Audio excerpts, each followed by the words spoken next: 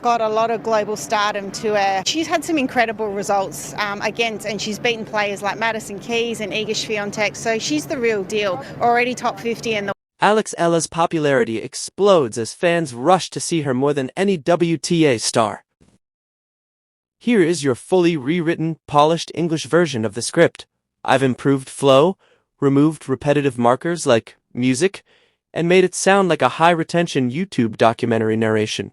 There is a number circulating in the tennis world right now that nobody can fully explain. A number so unusual that broadcasters are whispering about it in production meetings, tournament directors are staring at spreadsheets in disbelief, and even seasoned analysts are refusing to say it out loud because it sounds impossible. 500,000 people tried to get into a stadium just to watch one 20-year-old girl play tennis, and she didn't even win the title. So what exactly is happening here?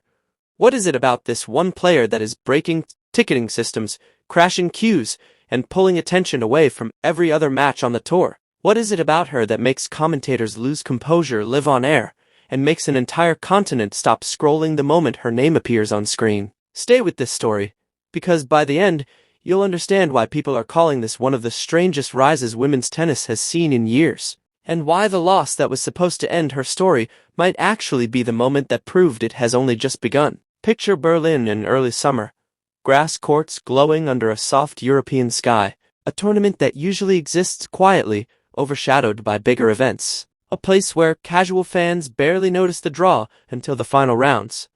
But this year is different, because one name on the bracket is pulling global attention from places that normally never care about a WTA grass court event. Manila, London, Los Angeles, all suddenly focused on a single patch of green in Germany. Her name is Alex Eala, and just 2 weeks before Berlin, something unexpected happened in Birmingham.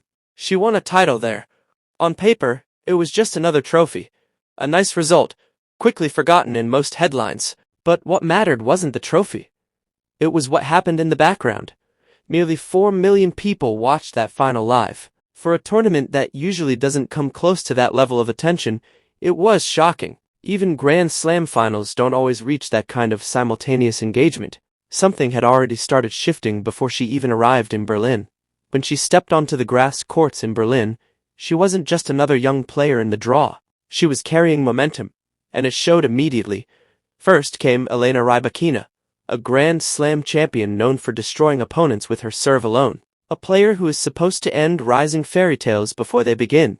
But Alex Eala didn't fold. She went through her.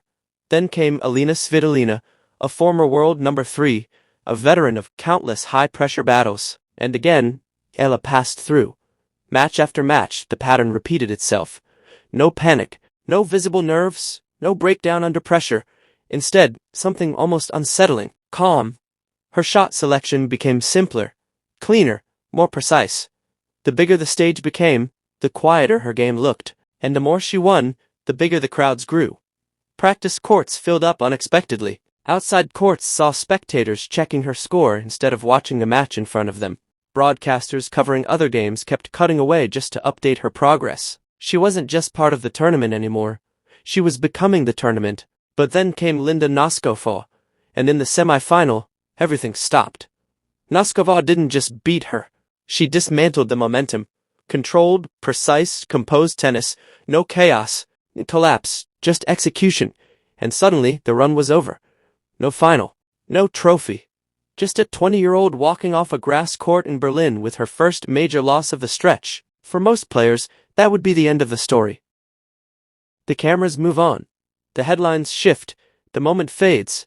But that's not what happened here, because just 3 days later, a new number began circulating. A number nobody could explain. Nearly 500,000 ticket requests across the season tied to one player. Not a Grand Slam champion, not the world number 1. A 20-year-old who just lost in a semi-final. So how does that happen? How does a player lose and become even more in demand?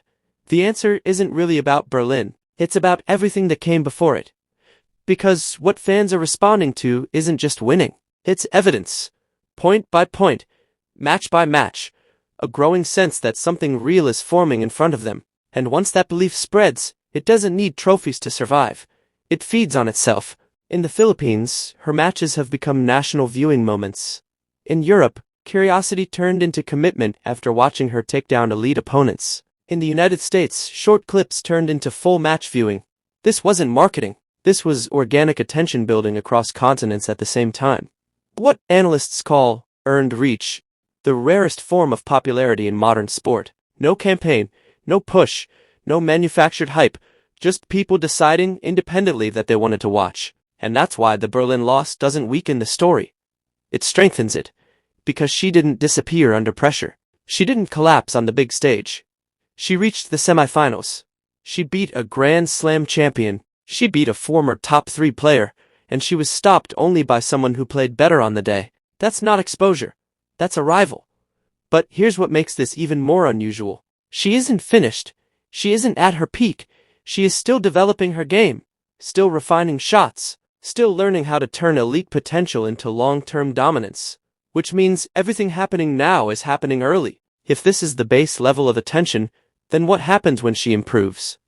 What happens when experience catches up to talent? What happens when she stops rising and simply stays at the top? There's a final moment that says more than any statistic. It's her walk off the court after the loss to Noskov. No frustration, no drama, no collapse. Just quiet focus. The kind of silence that belongs to players who don't treat losses as endings but as information. And history is very clear about players like that. They don't stay predictable for long. So when you step back and look at everything together, the millions of viewers, the 500,000 ticket demand, the global attention, the semi-final run, the loss that didn't reduce interest, one thing becomes unavoidable. The tennis world is watching something it hasn't fully figured out yet. A player who is already reshaping demand, attention, and expectation before even reaching her peak. And maybe that's the real story. Not the rise, not the numbers, but the fact that this might still be the beginning, and if this is the beginning, then everything we've seen so far might just be the floor.